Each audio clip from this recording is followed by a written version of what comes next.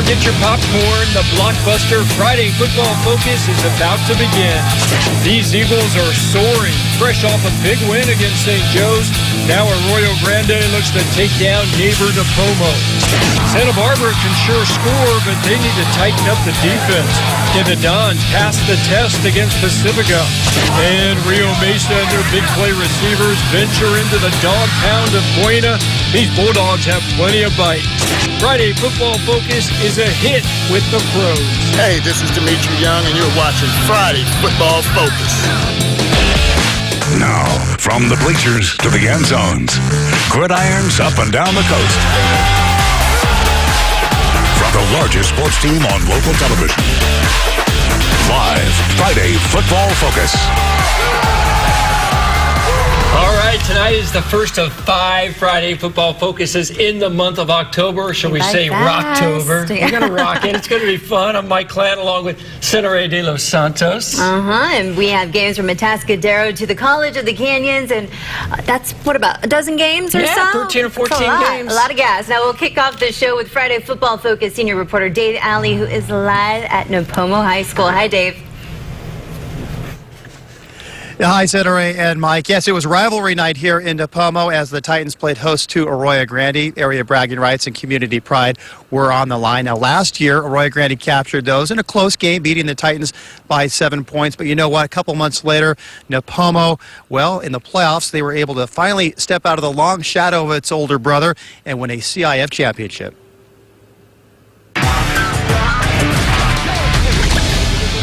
The area rivals meeting for the 8th straight year. Eagles came in having won all but one of the games. Only win by Nipomo, the first ever matchup back in 2008. Opening drive, Eagles with the ball. Handoff to Alex Checky. He goes right up the middle, splits the Titan D, leaps across the goal line. 15-yard touchdown. Eagles quickly take a 7-0 lead. Then it was the Eagle defense making an opening statement. First Nipomo drive, Antonio Navarro nowhere to go, brought down by Killian Angel. Then it's Navarro again, knocked down by Kevin Lewis behind the line of scrimmage. Yards tough to come by for the Titans.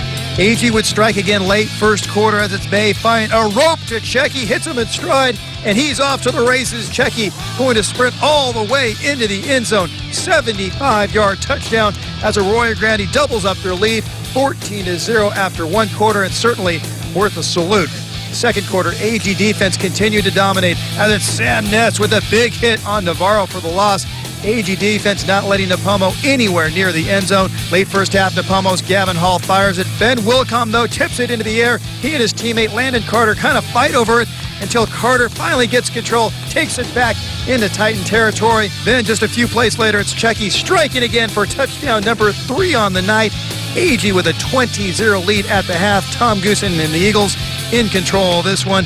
Second half, though, Titan defense would tighten up as it's Clemente Ramsical. Nice play bringing down Matt Sill behind the line of scrimmage. Then it's David Leon with a big stop for Nipomo. Tony Dodge liking that, but AG would find the offense again late third quarter as it's May to guess who? Checky once again. Good yardage there. First down, Eagles. Couple plays later, it's May capping off the drive, keeping it himself into the end zone. This one all Arroyo Grande as they beat Nipomo for the 7th straight year, blanking the Titans 28-0. All right, now with the win, Arroyo Grande moves to 5-1. Next week, they'll start Pac-5 play at home with Paso Robles. That'll be a rematch of last year's classic CIF semifinal. Who could forget that? Bearcats would win that game thanks to a 62-yard last-minute touchdown by league MVP Bailey Gaither. That should be a fantastic ball game next week. As for the Titans, they'll begin defense of their Northern League championship, which they captured last year. They'll do that on the road next week at Morro Bay. Reporting live in Nipomo for Friday Football Focus, Dave Alley, back to you. All right, Dave, thanks a lot. AG playing that tough D. Earlier this week, Templeton football player Isaac Lindsay's condition was upgraded to serious from critical. Today, he was transferred to a rehabilitation facility in San Jose to begin the next phase of his medical journey. Lindsay suffered a traumatic brain injury in a game on September 18th. The whole community has rallied behind Team Isaac tonight. Now, Templeton carrying on with a game at undefeated San Ynez. Got to tell you, it was all Pirates in the first half. Jackson White started off the scoring early in the first with an 11-yard touchdown grab on a nice touch throw from Tanner Sheen. Catch was pretty good as well. Next drive, it's Sheen again, this time to Michael McCoy. who just stays inside the front pylon. 14-0 to the home team. Big difference this year in San Ynez is the play of Sheen. He's been terrific. Oh, those sneaky Pirates would offer some trickery. Ty Hollingsworth takes the pitch. Yeah, that's a lonely Michael McCoy there. He's a happy McCoy. 21-0 Pirates into the first. Second quarter, it was the Austin Vreeland show. The senior captain takes the pitch. He's going to scamper 10 yards for the score of the Pirates' first drive of the half. 28-0 San Ynez. Next drive, Vreeland gets some good blocks, and it's off to the races. 76 yards for the score. Coaching staff gets excited, gets in the way of Nate Luke. No problem. Nate says they scored. Vreeland always scores, so it's a good guess. Vreeland still wasn't done conducting a track meet. He breaks a couple of tackles here. He's got the whole San Ynez Valley in front of him. 59 yards for the score. That would give him about 215 rushing yards in the first half alone. Now, Templeton would get one touchdown back on a Jordan Bernal quarterback keeper. Nice running up the middle, but all it did was put a dent in the Pirates' lead. 42-6 at the half. It wouldn't get much better from there. All San Ynez in this one. They win 49-19. The 6-0 Pirates host Cabrillo next Friday in the Los Padres League opener for both. Templeton begins Northern League action at Mission Prep. Center.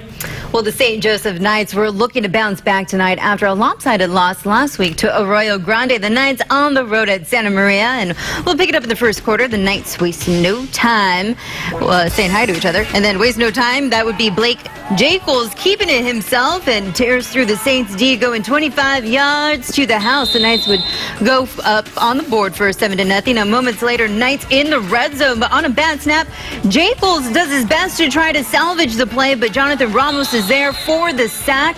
Now, a couple of plays later, the Knights have to try for a field goal. Wait for it. You gotta love the drama, right? It's up and it's no good. Santa Maria's defense holds strong on that drive, still down 7-0. Now, 2.5 minutes to go in the first quarter. Jacobs with the swing pass out to Justin Wong. Now, Justin leaps over the goal line to put St. Joseph's up 14-0. Under 50 seconds to go in the first quarter. Saints finally get something going here as Joseph McCarty breaks through the tackle and is off to the races. He would take it 73 yards for the score. The Saints would miss the PAT, so they trailed 14-6 late in the first quarter. Now, last play of the first quarter, Jacobs, he would hand the ball off to Mateo Bacara.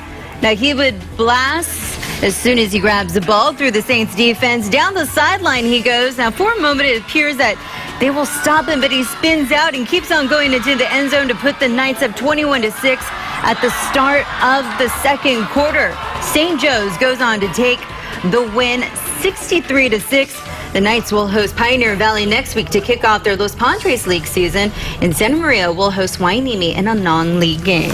The Cabrillo Conquistadors finally found their offense last week. They scored 31 points after struggling to put up double digits on the scoreboard. Now tonight, the Conks hosting a San Luis Obispo Tiger squad that, like Cabrillo, notched that first victory last week. Conks off to a slow start, trailing the Tigers 13-0. And San Luis quarterback Hamid Jassimi takes the ball into the end zone, 15-yard touchdown. Less than a minute in the second quarter, Jassimi's pass going to be picked off by the Conks' Cody Perry. Drive would stall, but how about some love for the punter, Cabrillo's Jesus Mendoza. Booming punt to the 10-yard line. Now halfway through the second quarter, Conquistadors struggling to break through San Luis's defense with the ball on the 35-yard line. Now the Tigers back in action. Jassimi trying to make it past Cabrillo's defense, but he's going to be taken down by Cameron Hudspeth. San Luis Obispo goes on to win this game 27-7. San Luis home to Rigetti next Friday in the Pac-5 opener for both teams.